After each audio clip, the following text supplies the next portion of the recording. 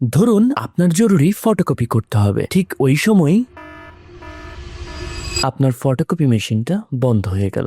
Photocopy machine বন্ধ হয়ে যাওয়া মানে শুধু কাজ থেমে যাওয়া না, কারো কারো জন্য পুরো দিনটাই থেমে যাওয়া। আর সেই থেমে থাকা দিনকে আবার চালু করাই ছিল একজন মানুষের কাজ। গত 12 বছর ধরে ইঞ্জিনিয়ার ইব্রাহিম খলিল হাজারো দোকান, স্কুল এবং অফিসে সাপোর্ট দিয়ে আসছেন। কোথাও জরুরি কপি বন্ধ, কোথাও ফাইল জমা দেওয়ার সময় শেষ হয়ে আসছে, এক একজনের এক এক সমস্যা। দিন শেষে তাদের একটাই কথা, ভাই আপনি না এলে আজ অনেক বড় সমস্যায় পড়ে যেতাম। এত মানুষের পাশে থাকতে পেরে তিনি বুঝলেন মানুষ শুধু মেশিন না, মানুষ কেনে একটা ভরসা। মানুষের এই সত্যিকারের প্রয়োজনটাই তাকে নতুন পথে হাঁটতে বাধ্য করলো। ইঞ্জিনিয়ারিং এর অভিজ্ঞতা আর দায়িত্ববোধ থেকেই ইব্রাহিম খলিল শুরু করলেন ফ্লোট্যাক। আসসালামু আলাইকুম, আমি ইব্রাহিম খলিল। আজ থেকে 12 বছর আগে যখন আমি সর্বপ্রথম এই ফটোকপিয়ার সেক্টরে কাজ শুরু করি, এরপর থেকে আমি বিভিন্ন প্রতিষ্ঠানে আমি চাকরি করার আমার অভিজ্ঞতা হয়েছে। তো এই যে বিভিন্ন প্রতিষ্ঠানে আমি চাকরি করেছি, এক এক জায়গায় আমার এক এক রকম অভিজ্ঞতা হয়েছে। সাধারণত চাকরি করাকালীন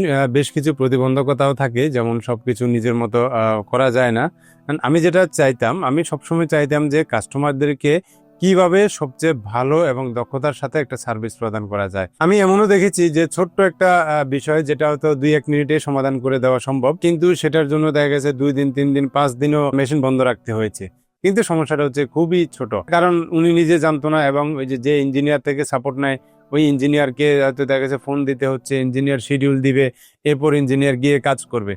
তো এই ধরনের অনেক প্রবলেম আমি পেয়েছি। আমার ভিশন হচ্ছে খুবই সিম্পল, ফটোকপি মেশিনের সার্ভিসের অভাবে কিংবা ভালো একটি মেশিনের অভাবে যেন আপনার সার্ভিস বন্ধ না থাকে। আপনার এই ক্লান্তি লগ্নে ফ্লোট্যাক থাকবে সবসময় আপনার পাশে। জেনে রাখুন, আপনার কাজ থামলে ফ্লোট্যাক থেমে থাকবে না।